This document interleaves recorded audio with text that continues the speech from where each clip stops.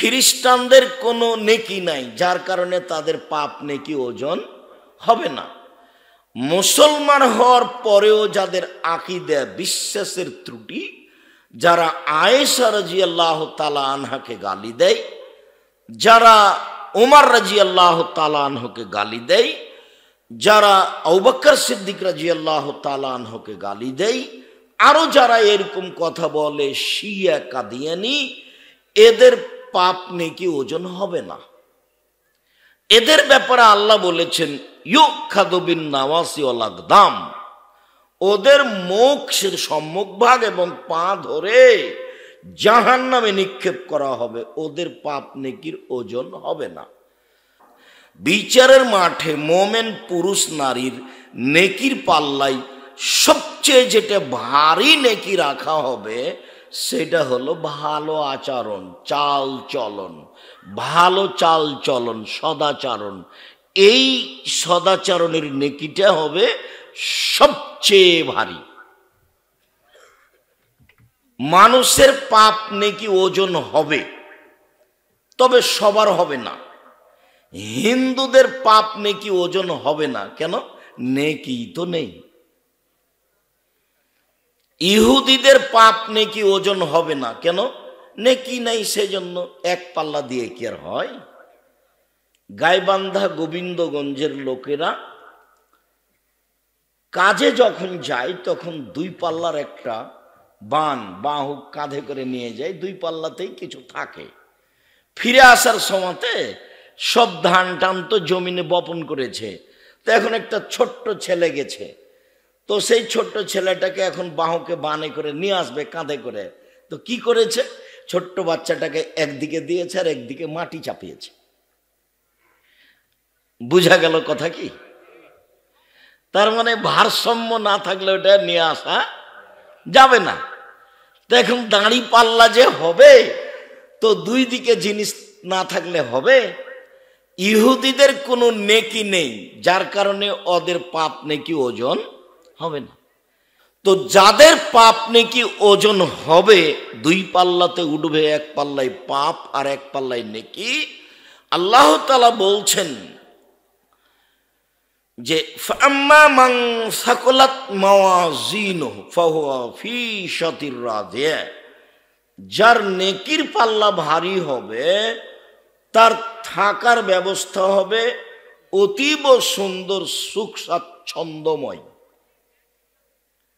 ওয়া আম্মা মান খাফফাত মাওয়াজিনুহু ফাউম্মুহু হাবিয়া, আর যার নেকির পাল্লা হালকা হয়ে যাবে, পাপের পাল্লা ভারী হবে, তার থাকার জায়গা হবে অতীব গভীর গহ্বর, হাবিয়া, জাহান্নাম। অমাদ্রাকা মাহিয়া, মুহাম্মদ সাল্লাল্লাহু আলাইহি ওয়াসাল্লাম আপনি কি বলতে পারেন হাবিয়া নামক জাহান্নামটি কি? তারপরে আল্লাহ বলছেন তা হচ্ছে নারুন হামিয়া, জ্বলন্ত উত্তপ্ত আগুন। মানে পাপ নেকি ওজন হবে। তো মোমেন পুরুষ নারীর নেকির পাল্লায় যত নেকি চাপানো হবে, হজের, তাসবিহ তাহলিলের, জিকির আজকারের, কোরআন তেলাওয়াতের, সলাতের, দানের, সব নেকি নেকির পাল্লাতে দেওয়া হবে। তো যেটা সবচেয়ে ভারী নেকি হিসাবে পাল্লাতে দেওয়া হবে সেটা কিসের নেকি? সদাচরণের। সদাচরণ কি জিনিস? এই কোনো খাওয়ার জিনিস নাকি? ভালো কথা, ভালো আচরণের নাম সদাচরণ। লোকে বলে ছেলেটা খুব ভালো, ছেলেটা খুব ভালো, ছেলেটার চালচলন এত ভালো, এদের সদাচরণ। মানুষেরা বলে দুনিয়ার বদ, শয়তান, দুনিয়ার বদ, ওর মুখের ভাষাই খারাপ, ও দোমুখা, ওর কথা বলো না তো। এই যে অসৎ আচরণ, এর একটা বাস্তব দেখাই। আপনাদের যেখানে রাস্তা পাকা শুরু হয়েছে ওখানে একটা অটো আছে, তো আপনি অটোতে বসে আছেন। আমি গিয়ে অটোতে উঠতেই ছেলেটা অটোটা টান দিয়েছে, তখন আমি ধাক্কা খেয়ে আপনার মুখের উপরে পড়ে গেছি। তখন আপনি আমাকে বলছেন বসেন বসেন, কোনো সমস্যা নেই, বসেন বসেন, কোনো সমস্যা নেই। এটা হলো একটা আচরণ। আপনি আমাকে বলছেন হ্যাঁ চোখ নাই, গাড়িতে উঠেছেন, হিসাব নাই, দেখে গাড়িতে উঠতে পারেন না, কপালে চোখ নাই, এটা একটা আচরণ। বলেন তো কোনটা সদাচরণ? আগেরটা সদাচরণ। আজকের পরে থেকে নিয়ে কোনোদিন দাপট দেখিয়ে, ক্ষমতা দেখিয়ে কোনো কাজ করা হবে না। স্বভাব খারাপ করে কোনো কাজ করা হবে না। বলছে লোকটার স্বভাবই খারাপ, বলছে লোকটা মানুষই নয়, এরকম আচরণ করা হবে না। দলীয় দাপটে কিছু করবেন না জীবনে। ১৫০০ বছর পর জুলুম করার পরেও ফেরাউন ডুবে গেছে। তো ১৫০০ বছর জুলুম করেছে, তখন মানুষে মনে করেছে যে এর মনে হয় মরণ হবে না।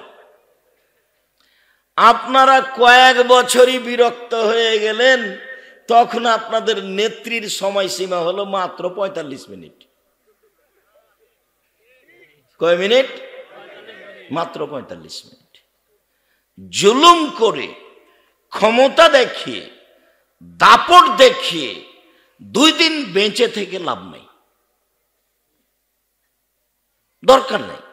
মুনাফিকি করে, গাদ্দারি করে, বিশ্বাসঘাতকতা করে, মানুষের ক্ষতি করে, মানুষকে কষ্ট দিয়ে ২ দিন বেঁচে থেকে লাভ নাই। জমিদারি থাকলে ভদ্রতা বজায় দেখে জমিদারি করব, ব্যবসা করলে বড় থেকে বড়, ছোট থেকে ছোট ব্যবসা করব, নইলে দিন মজুরি করে খাবো। সারাদিন মানুষের কাজ করব, বিকালে টাকা পাবো, বাস ৫ ওয়াক্ত সালাত আদায় করব। আব্দুর রাজ্জাক সাহেব বলেছেন ১ ৫ ওয়াক্ত সালাত, ২ হালাল রুজি, ৩ কোরআন তেলাওয়াত, ৪ দুইজন যেখানে বসে আছে সেখানে বসা হবে না, আড্ডা পিটা নিষেধ, বাস জীবন শেষ। এই তো, এই ছাড়া আর আমি কিছু করতে রাজি নই। এইভাবে জীবিকা নির্বাহ করতে হবে। ক্ষমতা দেখাতে হবে না, সময় বেশি নয়, অল্প। বারবার একটা কথা আঘাত করছে মাথায়, এটা তো বগুড়া, তারপরেও যেহেতু গাইবান্ধার পাশে, কাজেই কথাটা বলা ভালো। বৃহত্তর রংপুর মানে রংপুর, দিনাজপুর, লালমনিরহাট, নীলফামারী, কুড়িগ্রাম, পঞ্চগড়, ঠাকুরগাঁ, গাইবান্ধা, জয়পুরহাট, বগুড়া, এইসব ডিস্ট্রিক্টের ৩টে আচরণ অন্যান্য জেলার চেয়ে খারাপ। ১,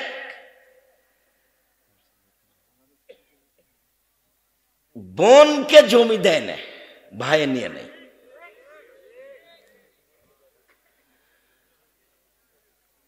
তা আমি বললাম, আচ্ছা বলো তো, তোমার দাদা ১৫ শতক জমি রেখে মারা গেছে, তো তোমার বাপ নিবে ১০ শতক আর তোমার ফুফু নিবে ৫ শতক, তো তোমার বাপ সকালে নিবে আর তোমার ফুফু বিকেলে নিবে, হুকুম এরকম না একসাথে? তো ছেলেটা বলছে একসাথে। তো যখন ছেলেটা বলেছে একসাথে, তখন আমি বলেছি, তোমার বাপকে যদি আমি কুকুর শ্রীগালের চেয়ে খারাপ প্রমাণ করতে না পারি, তা আমি জাতির সামনে বক্তব্য দিব না। তোমার দাদা মরা ১০ বছর হলো, এখন পর্যন্ত তোমার বাপ তোমার ফুফুকে জমি দেয়নি। আর আল্লাহ বলছেন, যারা বুঝে বুঝে না, দেখে দেখে না, শুনে শুনে না, তারা হচ্ছে পশু প্রাণীর মতো, গরু ছাগলের মতো, কুকুর শ্রীগালের মতো, বালহুম আদাল, বরং তার চেয়ে খারাপ। তো তোমার বাপকে আমি যদি কুকুর শ্রীগালের চেয়ে বেশি খারাপ প্রমাণ করতে না পারি, তা আমি বক্তব্য দিব না। তোমার বাপকে বলিও, আব্বা ভাগ্য নিয়ে এসেছি, ভাগ্য ছেড়ে আসেনি। ভাগ্যে যদি জমিদারি থাকে তো জমিদারি করে খাবো, আর ভাগ্যে যদি ভিক্ষে করে খাওয়া থাকে তো ভিক্ষে করে খাবো। ফুফুর জমি খেতে রাজি নই। আগামীকাল সন্ধ্যা হতে হতে বোনের জমি বের করে দিবেন, আর যদি আপনি আমাকে বলেন তো আমি আমার বাপকে মাটি দেওয়ার পরে আগে জমি ভাগ করেছি, তারপরে খাওয়া দাওয়া করেছি। যদিও জমি আমরা, আমার ছোট ভাই মুস্তফা তো জমি চিনেই না, আমি জমি চিনি টুকটাক, কিন্তু যাওয়া হয় না, খোঁজ খবর নি না। আমার মাও খোঁজ খবর নেওয়া পছন্দ করতেন না, আমরাও খোঁজ খবরই নি না। তবে মাটি দিয়ে এসে জমিটাকে ভাগ করেছি, কে কতটুক পাবে। এ হলো এক। দুই, কয়েকটা জেলার মানুষ ছেলের বিবাহ দিলে টাকা নেই, যৌতুক নেই। তখন আমি বলেছি যে বাপ বেটা ভিক্ষে করে খাও। বাপ বেটা যদি গ্রামবাসী এলাকাবাসী যদি ভিক্ষা না দেয়, তাহলে বগুড়া ট্রেন স্টেশনে যাও, মানুষের কাছে ভিক্ষা যাও, সারাদিনে কয়েকশো টাকা ভিক্ষা পাবা, যৌতুক নিবা কেন? ভিক্ষে করা টাকা দিয়ে চাউল কিনে ভাত খেয়ে ইবাদত কবুল হবে, ভিক্ষে করা টাকা দিয়ে চাউল কিনে ভাত খেয়ে ইবাদত কবুল হবে, যৌতুকের টাকা দিয়ে চাউল কিনে ভাত খেয়ে ইবাদত কবুল হবে না। যৌতুকের টাকা হারাম। এই যে বললাম, দেখি কোন মায়ের বেটা কিয়ামত পর্যন্ত এভাবে উড্ডা ধরতে পারে। যেভাবে বলছি সেভাবেই থাকবে। মানে তোমার বাপের আর তোমার উচিত ভিক্ষা করে খাও। ভিক্ষা করে খাবা কেন? দিন মজুরি করে খাও। আর আগামীকাল সন্ধ্যা হতে হতে মোটর সাইকেল, সাইকেল, খাটলা, চৌকি বাক্স, টাকা পয়সা যা নিয়েছো তা শ্বশুরকে ফেরত দাও। তোমার বাপের মুখখান দেখো তো কালো হয়ে গেছে, দেখো। তোমার বাপের একটু লজ্জা হয় না কেন? তোমার বাপের একটু হায়া হয় না কেন? তোমার বাপের একটু শরম হয় না কেন? তোমার বাপ ভিক্ষা করে খায় না কেন? এই ছেলে, তোমার বাপ ভিক্ষা করে খায় না কেন? ফাজলিমো করে তোমার বাপ। মানুষের কাছে টাকা নেই কেন বেটা? তুমি টাকা নাও কেন? কাপুরুষের সন্তান, কাপুরুষ, টাকা নিবা কেন? কি পেয়েছো তুমি? দিন মজুরি করে খাও, মানুষের বাড়িতে কাজ করে খাও, মনে ফুর্তি থাকবে, বুকে বল থাকবে, সাহস থাকবে।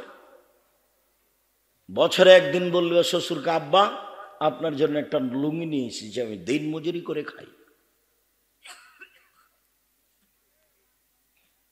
খাটলা, চৌকি বাক্স যা কিছু নিয়েছ সব আগামীকাল সন্ধ্যা হতে হতে ফেরত দিবা। এ হলো দ্বিতীয় খারাপ। তৃতীয় খারাপ হলে যে এই জেলাগুলির অধিকাংশ বাড়ি সাতক্ষীরার মতো। সাতক্ষীরা মানে কি বলছেন আব্দুর রাজ্জাক সাহেব? এইদিকে একটা ঘর, এইদিকে একটা ঘর, মধ্যে গরুর গাড়ির রাস্তা, মানে ফাঁকা বাড়ি, চতুর্দিক ঘেরা নেই। এটা বাড়ি হয় কিভাবে? ধনী মানুষ চতুর্দিক ঘেরা থাকবে, ইট দিয়ে একটা দরজা থাকবে। আপনার স্ত্রী যখন ঘুমাতে যাবে তখন বিসমিল্লাহ বলে দরজাটা বন্ধ করে দিবে, দিয়ে শুইবে। আল্লাহ নবী বলেছেন, বন্ধ দরজা শয়তান খুলতে পারে না, ওপর দিয়ে শয়তান আসতে পারবে না, তাকে দরজা দিয়েই আসতে হবে, তার ক্ষমতা যতই থাক না কেন। তো গরিব মানুষ চটছালা দিয়ে ঘেরা আছে চতুর্দিক, দরজাতে একটা পর্দা ঝুলানো আছে, দরজা নাই তো। তখন আল্লাহ রসুল বলছেন, এক কাজ করবে আপনার স্ত্রী, বিসমিল্লাহ বলে চটছালার নিচে, কাপড়ের নিচে একটা বিসমিল্লাহ বলে একটা কাগজ টুকরা, একটা কাঠের টুকরা রেখে দিবে। আল্লাহ নবী বলছেন, এই দরজা দিয়ে সকাল পর্যন্ত শয়তান প্রবেশ করতে পারবে না, অথচ ফাঁকা আছে। হাদিস বুখারী মুসলিম।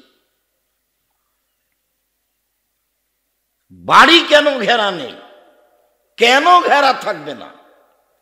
এ কেমন মানুষ? কি তাহাজ্জুদ আপনি আমাকে দেখাচ্ছেন? আপনার ভিতরে তো রক্ত আছে, এটা আমার মনে হয় না, সবই পুজ। আপনার আত্মমর্যাদা, আপনার গাইরিয়ত আছে, এটা আমার মনে হয় না। বউ সারাদিন ঘুরে বেড়াই, এখনো এমনিতেই বসে আছে, হ্যাঁ করে হাঁটতে হাঁটতে এসেছে, আবার গল্প করতে করতে বাড়ি চলে যাবে। গল্প করতে করতে এসেছে দেবরের সাথে, ভাসুরের সাথে, দেবরের মোটর সাইকেলে আবার চলে যাবে। আপনাকে একটু খারাপ লাগে না? কেন খারাপ লাগে না? আপনার আত্মমর্যাদা নাই কেন? আত্মমর্যাদা কি জিনিস? বিবেকে বাঁধে, গায়ে লাগে, তার নাম আত্মমর্যাদা। ছি ছি ছি ছি, আমার বউ কেন প্রেমের গল্প করে রে মোবাইলে, মনটা খুব খারাপ, মন নিয়ে হচ্ছে যে তোকে এখনই তালাক দিয়ে দিই। এর নাম হলো গাইরিয়ত, এর নাম হলো আত্মমর্যাদা। তো আমরা তো হাট বাজারে যাই না, বউ তো বহু দূরের কথা। আমাদের বাড়ির বউ হাট বাজার তো বহু দূরের কথা, স্বপ্নেও দেখতে পারবে না। আমরাই তো যাই না। তো কোনো সময় যদি কোনো কারণে ভ্যানের উঠতে নামতে যদি ভ্যান চালকের গায়ের সাথে এক একটু ঠেকে যায়, তো মনে হয় যে অজ্ঞান হয়ে গেলাম, ইন্না লিল্লাহি ওয়া ইন্না ইলাইহি রাজিউন। আর আপনার বউ রোজ যায় একটা ভ্যানিটি ব্যাগ হাতে করে, পড়া জানে না, শোনা জানে না, ঢং নাই, ঢিটাং নাই, সে বেশরমা বেহায়া মহিলা একটা, ও ভ্যানিটি ব্যাগ হাতে করে চলে যায় বাজারে। আপনাকে একটুকু খারাপ লাগে না? আপনার শরীরকে সবই পুজ, একটুকু রক্ত নেই, আপনাকে খারাপ লাগে না? খারাপ লাগা উচিত। আপনি কি দেখাতে চান আমাকে? গাইরিয়ত কাকে বলে, আত্মমর্যাদা কাকে বলে দেখবেন এক মিনিট। গাইরিয়ত, আত্মমর্যাদা। আল্লাহর নবী রাতে, আল্লাহর নবী স্বপ্নে জান্নাত ঘুরছেন, জান্নাতে ঢোকে তো হঠাৎ দেখছেন একটা বিশাল প্রাসাদ, ভিন্ন ধরনের প্রাসাদ, বাহিরে তো ঝকঝকে, তো ভাবছেন ভিতর যে কত ঝকঝকে। তো বৃদ্ধা একজন মহিলা পাশে, আল্লাহ নবী বলছেন, এই বৃদ্ধা মহিলা বলো তো এই প্রাসাদ কার? তো মহিলা বলছে এই প্রাসাদ উমারের। হাদিস কিন্তু বুখারী মুসলিম। তার মানে আল্লাহ নবী গায়েবের খবর জানেন না, ঘরটা কার তার জানা নাই। বলো তো বৃদ্ধা ঘরটা কার, প্রাসাদ কার? তো বৃদ্ধা বলল প্রাসাদ উমারের। তখন আল্লাহ রসুল বলছেন, না না না না, এত বড় আত্মমর্যাদার অধিকারী মানুষের ঘরের ভিতরে যাওয়া হবে না। এ ভিন্ন ধরনের আত্মমর্যাদার অধিকারী মানুষ, এর ঘরে যাওয়া হবে না। ঢুকলেন না। সকালে দেখা, উমার জান্নাতে ঘোরার সময় তোমার ঘরটা দেখলাম, এত ঝকঝকে উন্নত মানের ঘর, মনটা চাইলে একটু ভেতরটা দেখি, কিন্তু যখন শুনলাম তোমার ঘর, তোমার আত্মমর্যাদাকে হিসাব করে আমি আর ঢুকিনি। তখন উমারের দুই চোখের পানি ঝরঝর করে ঝরতে লাগলো। উমার রাদিয়াল্লাহু তাআলা আনহু বললেন, আল্লাহর নবী আপনি আমার আত্মমর্যাদাকে হিসাব করেন। আত্মমর্যাদা আপনাকে খারাপ লাগে না কেন? কেন খারাপ লাগে না? বউখানা যে আপনার হস্তিনী, তা আপনাকে খারাপ লাগে না কেন?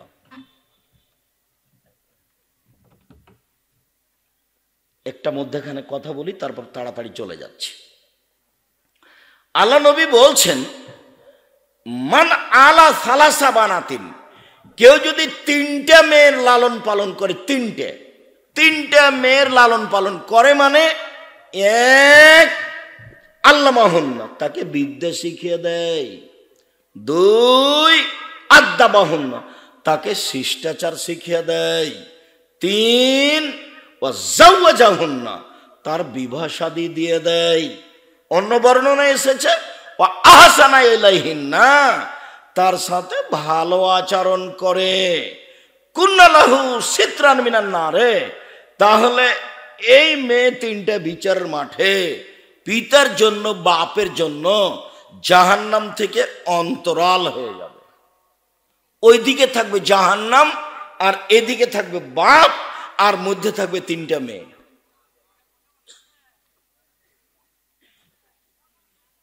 একটা মেয়ে হয়েছে তখন মন খারাপ, আর একটা মেয়ে হয়েছে তখন দাদি বলছে কি করবি রে, ডিপিএস খোল। তো যখন আর একটা মেয়ে হয়েছে তখন দাদি নানি বলছে বউ বাদ দে, বউ বাদ দে। কত স্বভাব খারাপ, বুড়িয়ে গেছে, তার হিসাব নিকাশ নাই। ধর্ম কি জিনিস? খায় আর পায়খানা করে আর দিন কাটায়, মানে বিবেচনা বলে কোনো জিনিসই নাই, মান মর্যাদা হিসাব বলে কোনো জিনিসই নাই। 10টা ছেলেকে মাস্টার ডিগ্রি পাস করালে এক নেকি হবে, এই কথা মুহাম্মদ সাল্লাল্লাহু আলাইহি ওয়াসাল্লাম বলেননি। তিনটা মেয়ের লালন পালন করলে, মধ্যে একটা কথা, সেখানে ফিরে যাচ্ছি, আসল কথায় যেতে পারিনি।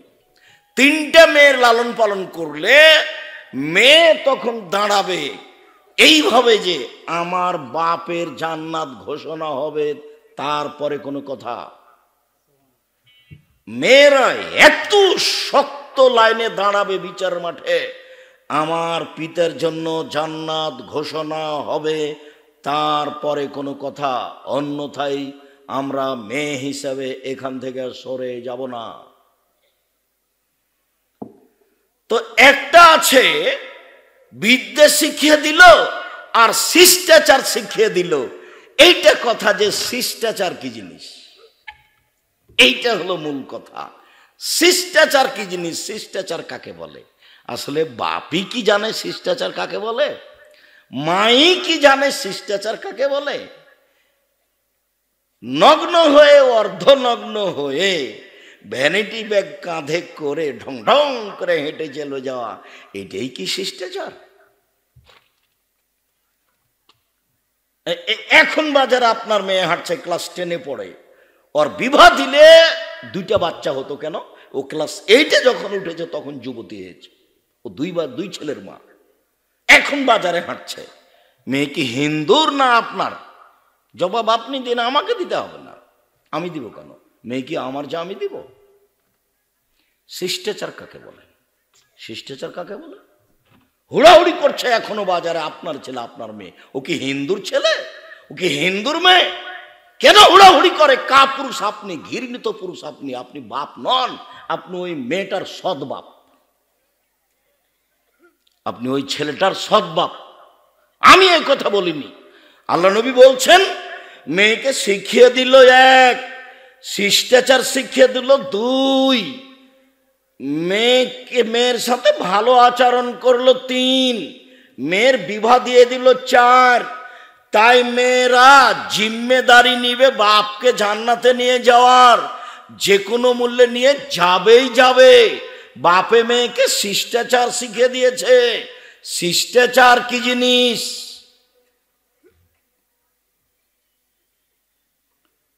জাবের বলছেন রাদিয়াল্লাহু তাআলা, আমরা রাসূলের সাথে যুদ্ধ করে বাড়ি আসছিলাম, এখন মদিনায় ঢুকবো। তাহলে নবী বলছে, এই থামো এখানে, সকালে ঢুকবো। তো জাবের রাদিয়াল্লাহু তাআলা বলছেন, আল্লাহর নবী আমি নতুন বিবাহ করেছি, আমাকে বাড়ি যেতে দেন। তো আল্লাহ রাসূল বলছেন, কুমারী মেয়ে বিবাহ করেছো না তালাক প্রাপ্তা মেয়ে বিবাহ করেছো? তো জাবের বললেন যে আমি কুমারী মেয়ে বিবাহ করিনি, তালাক প্রাপ্তা মেয়ে বিবাহ করেছি। তো আল্লাহ রাসূল বললেন যে তুমি কুমারী মেয়ে কেন বিবাহ করলে না? তুমি তার সাথে খেলতো, তোমার সাথে খেলতো, এদিক থাক। এখন জাবের রাদিয়াল্লাহু তাআলা বলছেন, আল্লাহর নবী শোনেন, আমার আব্বা উহুদের যুদ্ধে শহীদ হয়েছেন 9 জন মেয়ে রেখে। আমার আব্বা উহুদের যুদ্ধে শহীদ হয়েছে 9 জন মেয়ে রেখে। আমার 9 জন বোন আছে। আক্রাহু আন আতাজাওয়াজা মিসলাহুন্না, ওদের মতো কম বয়সের মেয়েকে বিবাহ করা আমি পছন্দ করিনি 4টা কারণে। আল্লাহ নবী শোনেন, আমার আব্বা উহুদের যুদ্ধে শহীদ হয়েছেন, ওদের মতো কম বয়সের মেয়েকে আমি বিবাহ করা পছন্দ করিনি 4টা কারণে। 1, বেশি বয়সের মেয়ে বিবাহ করেছি 4টা কারণ। 1, তুয়াল্লিমাহুন্না, আমার স্ত্রী যেন আমার বোনদেরকে বিদ্যা শিখাতে পারে। 2, বলে তুয়াদ্দেবাহুন্না, আমার স্ত্রী যেন আমার বোনদেরকে শিষ্টাচার শিখাতে পারে। বলে তুরাজ্জালাহুন্না, আমার স্ত্রী যেন আমার বোনদের মাথার চুল চিরুনি করে সাজগাজ করে পরিপাটি করে রাখতে পারে। 4, বলে তাকুমা আলাইহিন্না, আমার স্ত্রী যেন আমার বোনদেরকে পাহারা দিতে পারে। শিষ্টাচার, শিষ্টাচার কি জিনিস? 1 মিনিট, আপনার মেয়ের নখ গলা বড় বড় আছে, নখে নেইল পালিশ আছে, এটা কি শিষ্টাচার? ইহুদি খ্রিস্টানদের পতিতালয়ের মেয়েদের বৈশিষ্ট্য হচ্ছে নখ বড় রাখা, নখে নেইল পালিশ রাখা। ইহুদি খ্রিস্টানদের পতিতালয়ের মেয়েদের বৈশিষ্ট্য হচ্ছে নখ বড় রাখা, নখে নেইল পালিশ দেওয়া। ইহুদি খ্রিস্টানদের পতিতালয়ের মেয়েদের বৈশিষ্ট্য হচ্ছে নখ বড় রাখা, নখে নেইল পালিশ দেওয়া। তো এটা কি শিষ্টাচার হলো?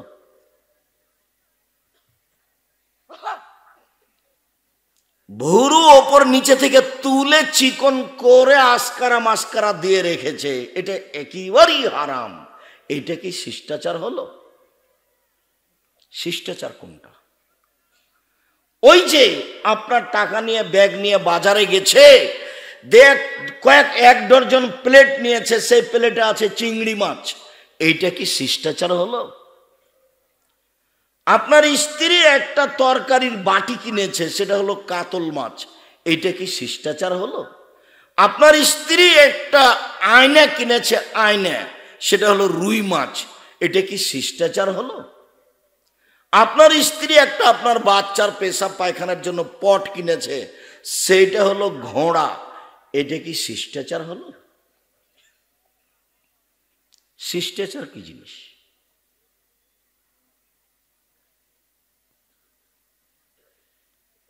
মেয়েরা বাপকে জান্নাতে নিয়ে যাবেই, এক বিদ্যে শিক্ষা দিয়েছে সেই জন্য, দুই শিষ্টাচার শিক্ষা দিয়েছে সেই জন্য। শিষ্টাচার কি জিনিস? ডান হাতের পাঞ্জাবিটা জামাটা আগে ঢোকাতে হবে, তার নাম শিষ্টাচার। ডান পায়ের জুতাটা আগে পরাতে হবে, তার নাম শিষ্টাচার। পেশাব পায়খানায় ঢুকলে দোয়া পড়তে হবে, তার নাম শিষ্টাচার। বের হলে দোয়া পড়ে বের হতে হবে, তার নাম শিষ্টাচার। পানির গিলাসটা ডান হাতে ধরতে হবে, তার নাম শিষ্টাচার। শুইলে ডান কাতে শুইতে হবে, তার নাম শিষ্টাচার। বাড়ি থেকে বের হলে সালাম দিয়ে বের হতে হবে, তার নাম শিষ্টাচার। রাস্তায় হাঁটলে এক পাশ দিয়ে হাঁটতে হবে, তার নাম শিষ্টাচার। সামনে মানুষ পড়লে আপনাকে সালাম দিতে হবে, তার নাম শিষ্টাচার। আপনার জন্য মোচ কেটে ফেলতে হবে, বেলেট নয়, তার নাম শিষ্টাচার। সব নবীর শিষ্টাচার, ইব্রাহিম আলাইহিস সালামের শিষ্টাচার, আদমের শিষ্টাচার, আমাদের নবী মুহাম্মদ সাল্লাল্লাহু আলাইহি ওয়াসাল্লামের শিষ্টাচার। এফল লোহা, দাড়ি বড় করতে হবে, চেঁচে ফেলাও হারাম, কেটে ফেলাও হারাম। চেঁচে ফেললে মহিলার সাদৃশ্য হবে, তার উপরে অভিশাপ হবে। চেঁচে ফেললে চোখের পাওয়ার কমে যাবে, চেঁচে ফেললে স্ত্রী মিলনের ক্ষমতা কমে যাবে, চেঁচে ফেললে অভিশাপ হবে। শিষ্টাচার কাকে বলে? নখগুলি কেটে ফেলতে হবে, নবীগণের শিষ্টাচার। শিষ্টাচার কাকে বলে? অজু করলে নাকে ভালো করে পানি দিয়ে নাকটা ঝাড়তে হবে, শিষ্টাচার। শিষ্টাচার কাকে বলে? কাসুল আজফারে, তারপরে নাক ফুলে বেতে বগলের লোম উঠিয়ে ফেলতে হবে।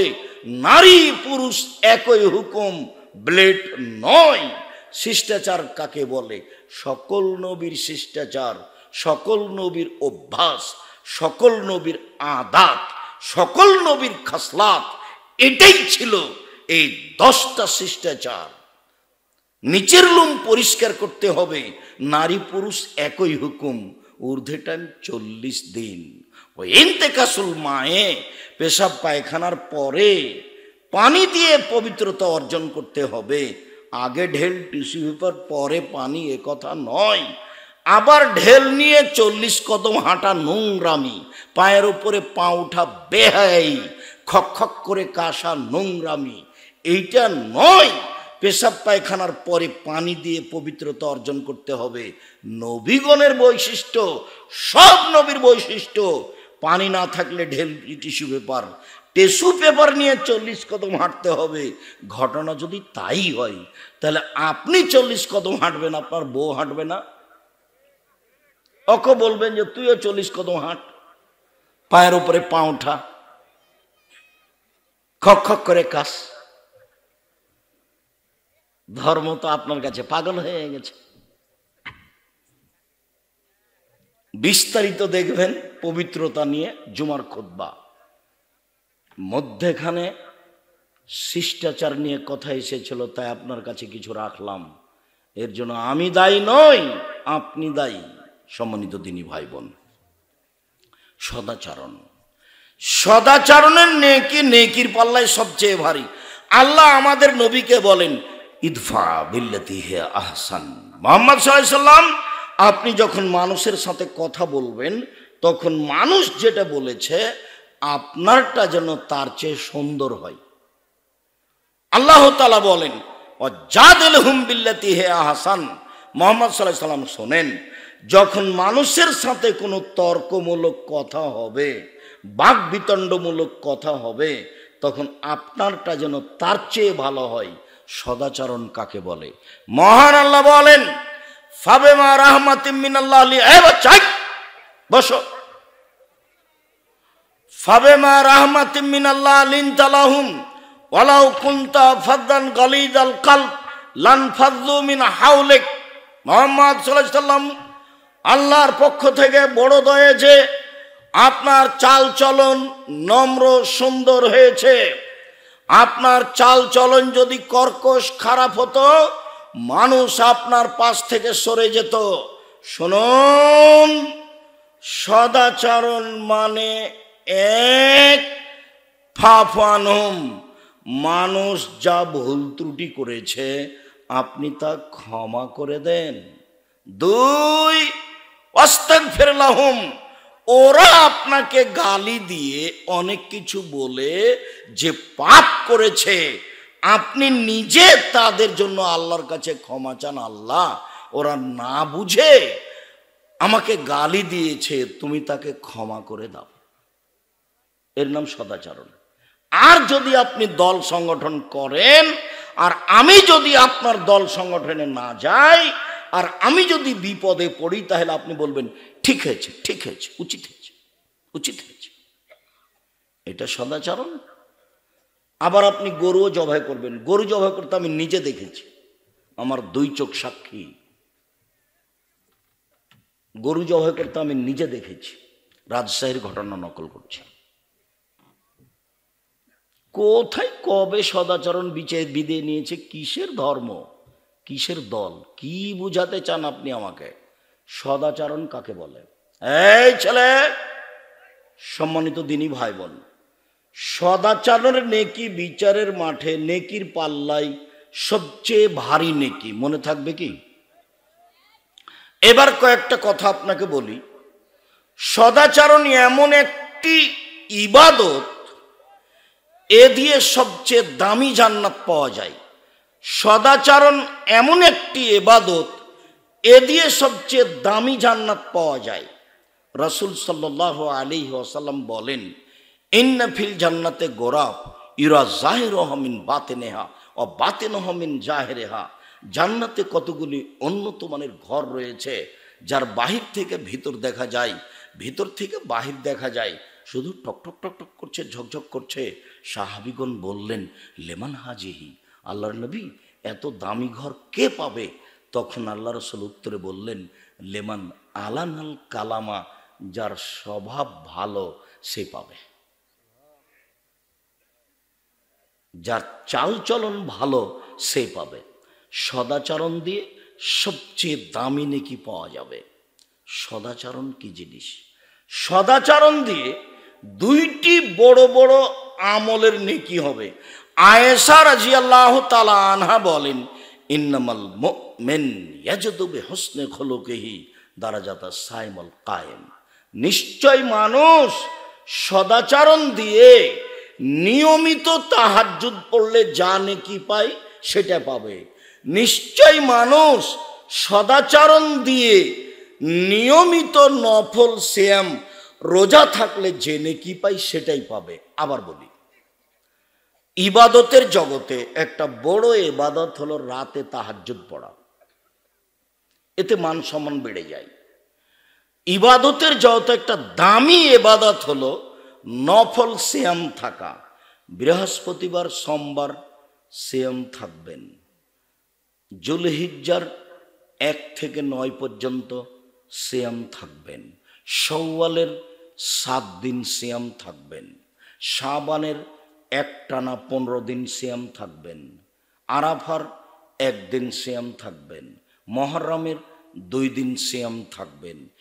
নিয়মিত নফল সিয়াম থেকে যত নেকি হবে, সদাচরণে তত নেকি হবে। সদাচরণ কি জিনিস? ভালো কথা, ভালো কর্মের নাম সদাচরণ। আবারও বলি, নিয়মিত তাহাজ্জুদ পড়ে যে নেকি হবে, সদাচরণে সে নেকি হবে। নিয়মিত সিয়াম রোজা থেকে যে নেকি হবে, সদাচরণে সে নেকি হবে। বুঝাতে পারিনি? এই দুইটা ইবাদত মিলে যত নেকি হবে, সদাচরণে একাই তত নেকি হবে। এবার কি বুঝাতে পেরেছি? সম্মানিত দিনী ভাই ও বোন, সদাচরণ দিয়ে মানুষের ভাগ্য, মানুষের বয়স বেশি হয়ে যায়। সদাচরণ দিয়ে মানুষের টাকা পয়সা বেশি হয়ে যায়।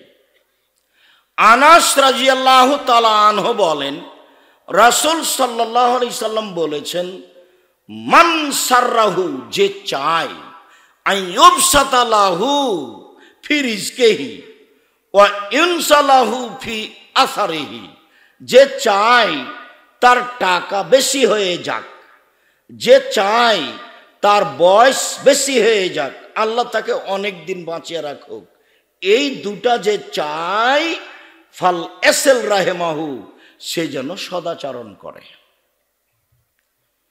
পৃথিবী সৃষ্টির 50,000 বছর পূর্বে যে ভাগ্য লিখা হয়েছে, সেই ভাগ্য যদি নতুনভাবে লিখাতে চান, তাহলে সদাচরণ করতে হবে।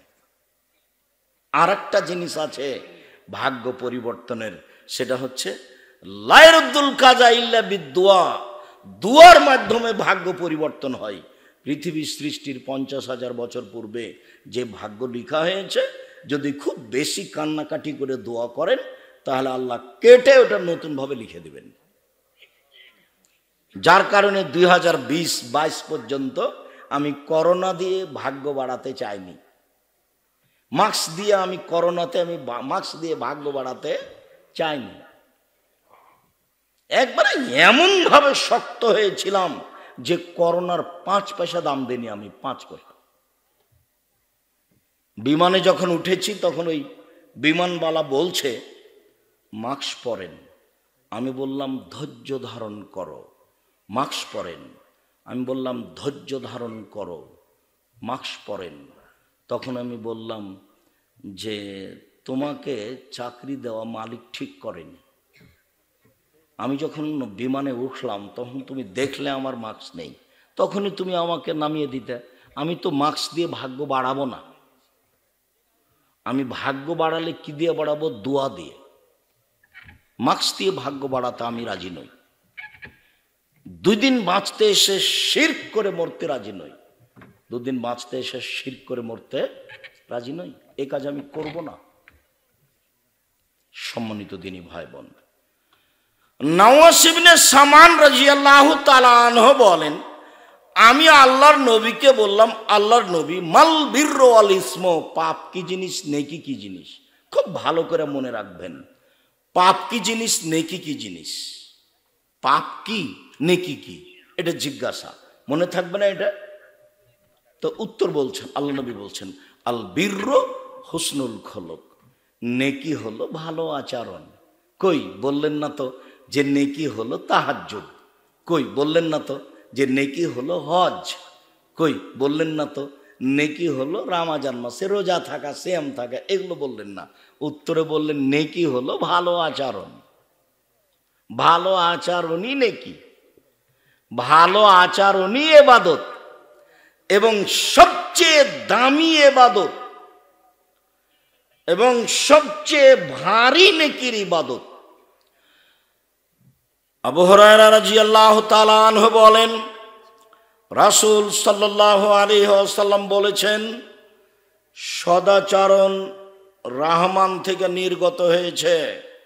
আল্লাহ তাআলা বলেন, সদাচরণ শোনো, মান ওয়াসালাকে ওয়াসালতুহু ওমান কাতাকে কাতাতুহু, তোমাকে যে নিবে আমি আল্লাহ তাকে নিব, তোমাকে যে ছেড়ে দিবে আমি আল্লাহ তাকে ছেড়ে দিব।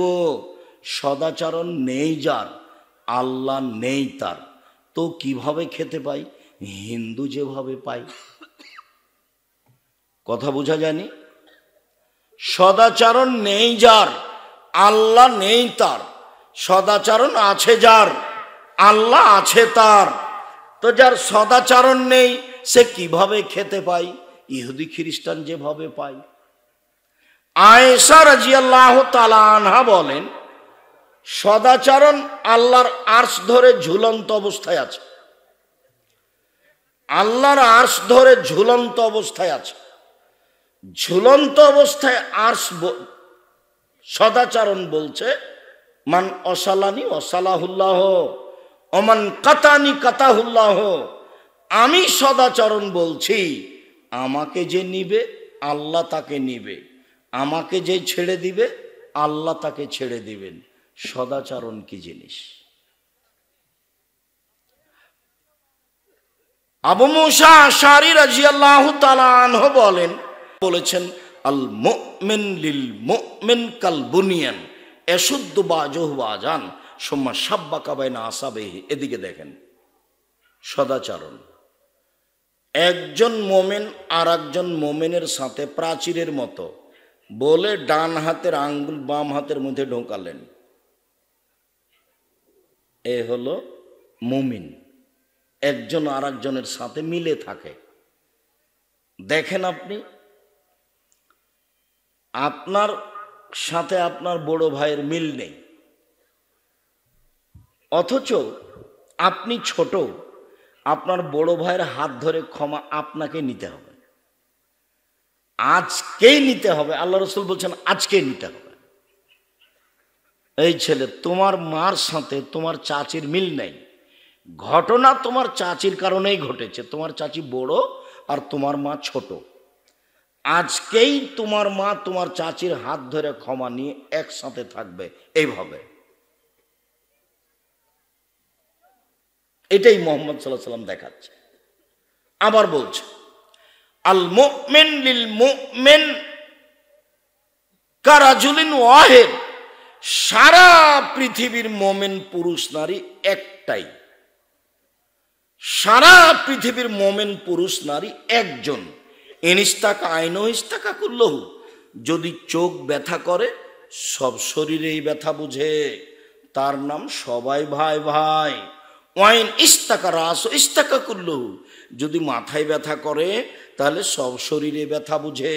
তার মানে আমি বিপদে পড়লে আপনিও বিপদ বুঝবেন, তার নাম হলো ভাই ভাই। আমি বিপদে পড়লে আপনি খুশি হন, এইটা কি ভাই ভাই? এইটা কি সদাচরণ? কি করলে এই পথে ফিরে আসা যাবে সেখানে তাড়াতাড়ি যান।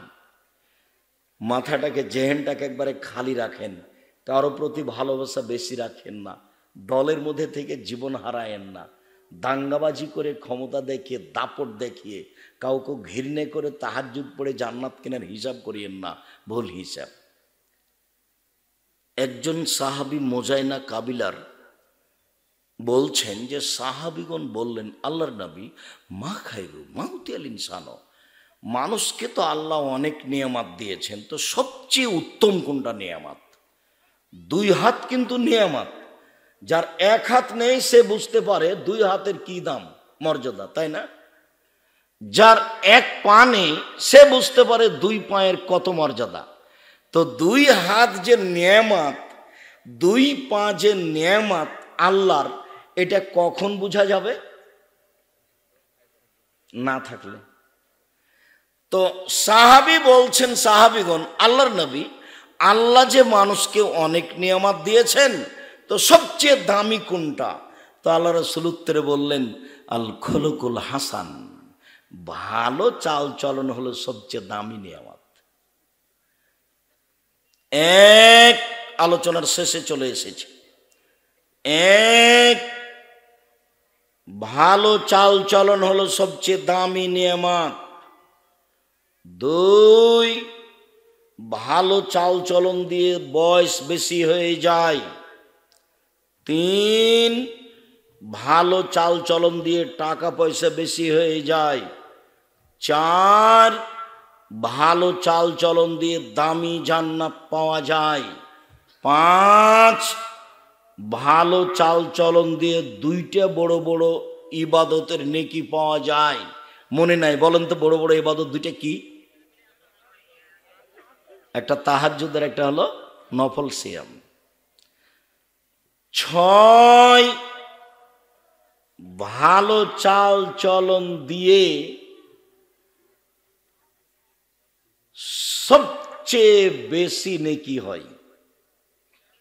7, ভালো চাল চলনই নেকি। 8, ভালো চাল চলনের নেকি বিচারের মাঠে দাড়ি পাল্লাই সবচেয়ে ভারী নেকি। ভালো চাল চলন, ভালো চাল চলন বাস্তব দেখিয়েছি। ওই অটো দিয়ে লোকটা বসেছিল, আমিও গেছি, তা আমি উঠেছি, লোকটা টান দিয়েছে, আমি ধাক্কা খেয়ে আপনার মুখের উপরে পড়ে গেছি। তা আপনি বললেন বসেন বসেন, কোনো সমস্যা নেই। এটা একটা চাল চলন। আপনি বললেন যে কপালে চোখ নেই, দেখে উঠতে পারেন না, এটা একটা চাল চলন। তো জীবনে দুইটা কথা বেশি বলে নিয়ে বেঁচে থাকার চেষ্টা করিয়েন না। সমাজে মানুষ গাদ্দার থাকবে, এ কথাই ঠিক। মানুষ বিশ্বাসঘাতক থাকবে, এ কথাই ঠিক।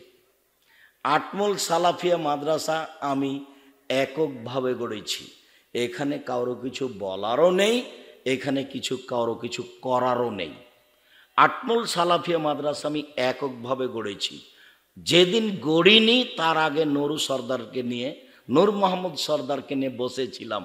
আর ওইখানে কি যেন ভাদুরিয়াতে গিয়ে বসেছি, সাদুরিয়াতে গিয়ে বসেছি, তার বাড়িতে বসেছি।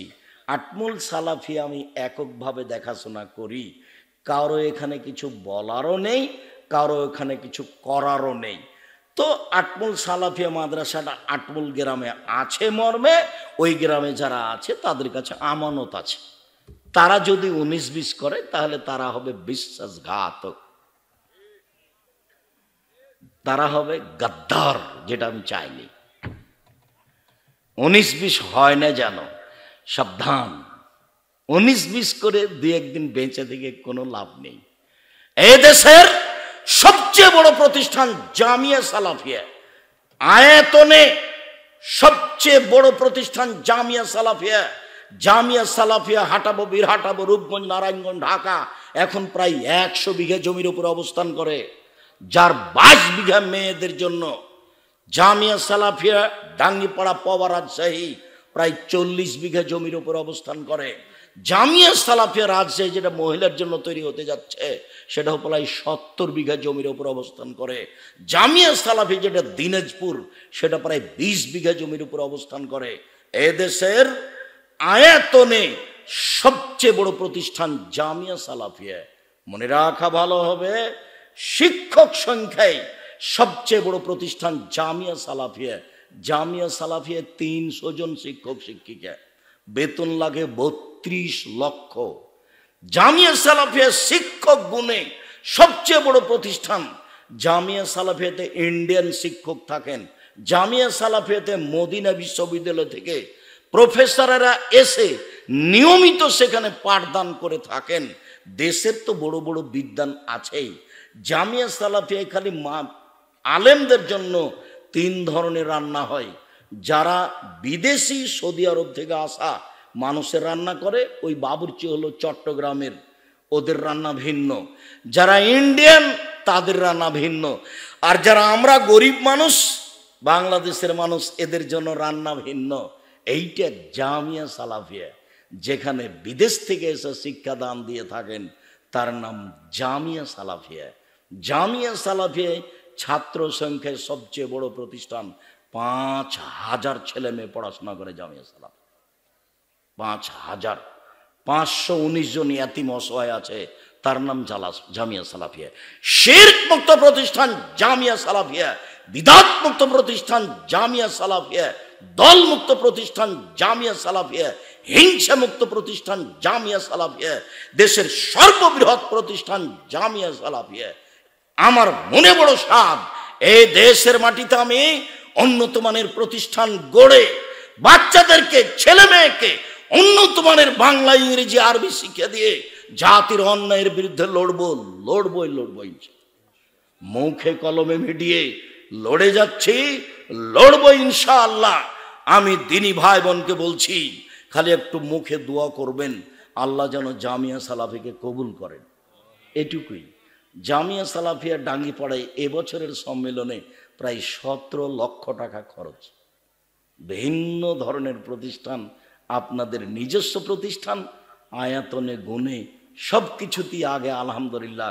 খালি মুখের দোয়াটা ব্যবহার করবেন, আল্লাহ তুমি জামিয়া সালাফিকে কবুল করো। আজকের এই দিনই বৈঠকে আমি আপনাদেরকে অনুরোধ জানাচ্ছি, আমরা সদাচরণের আলোচনা করছিলাম। অবশ্যই সদাচরণকে যথাযথভাবে মূল্যায়ন করবেন। যাওয়ার পূর্বে দেখবেন আব্দুল্লাহর কিছু বই লেখা আছে নাকি। আমি আব্দুল্লাহর বই পড়ি, তাকে তার বক্তব্য শুনতে ভালোবাসি।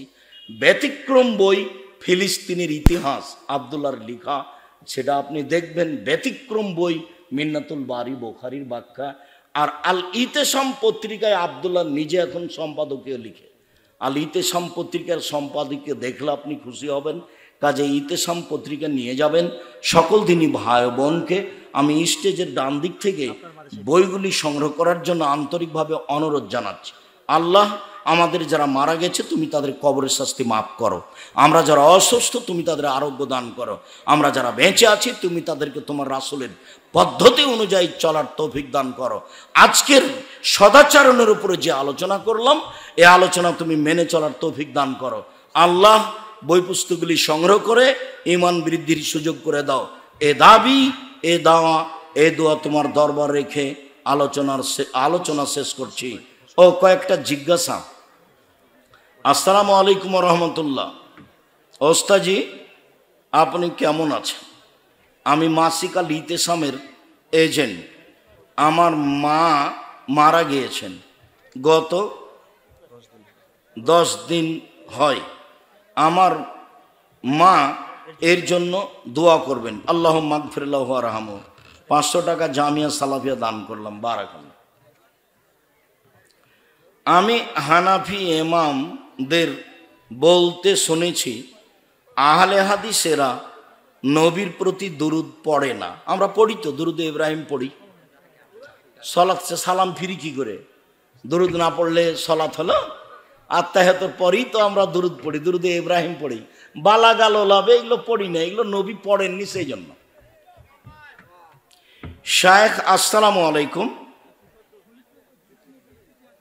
জুলুমকারীকে জালেম বললে গুনাহ হবে? মুখের ওপরে আপনি বলা লাগবে না, আপনাকে জুলুমকারী জালেম, ওটা আল্লাহ বলছেন, নবী বলছেন জুলুমকারী জালেম। তবে মাজলুম জুলুমকারীকে জালেম বলতে পারে, মাজলুমের বলার অধিকার আছে।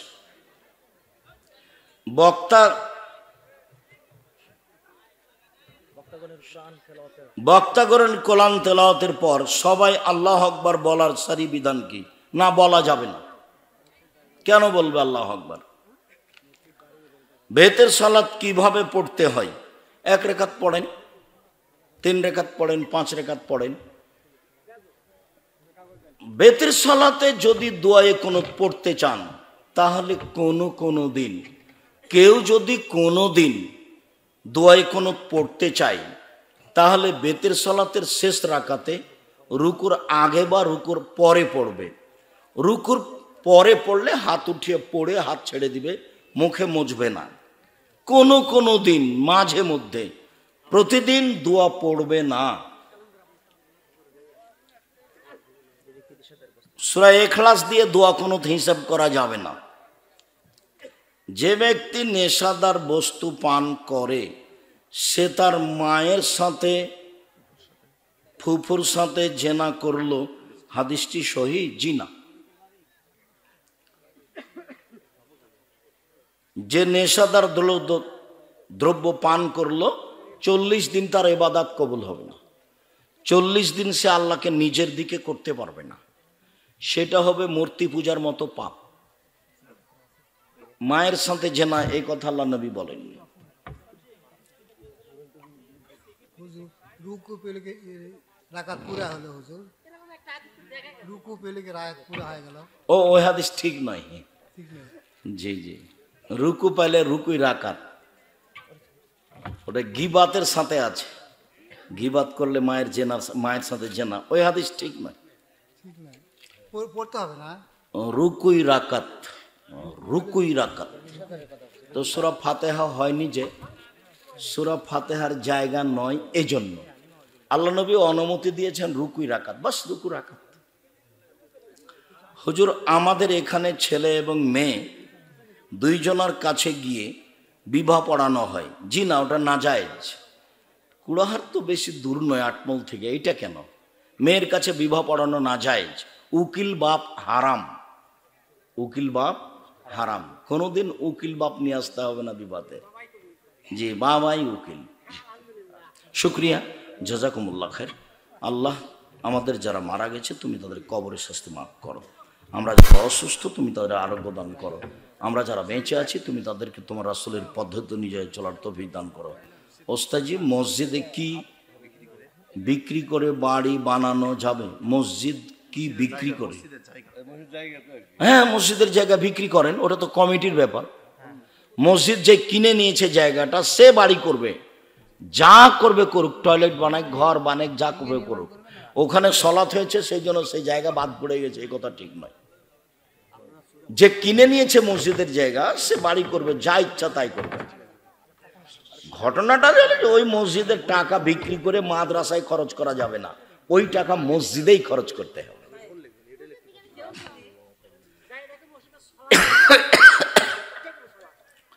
শুক্রিয়া, শুক্রিয়া। ওয়ালাইকুম আসসালাম, হাইয়াকাল্লাহ, জাযাকুমুল্লাহ খান, বারাকাল্লাহ।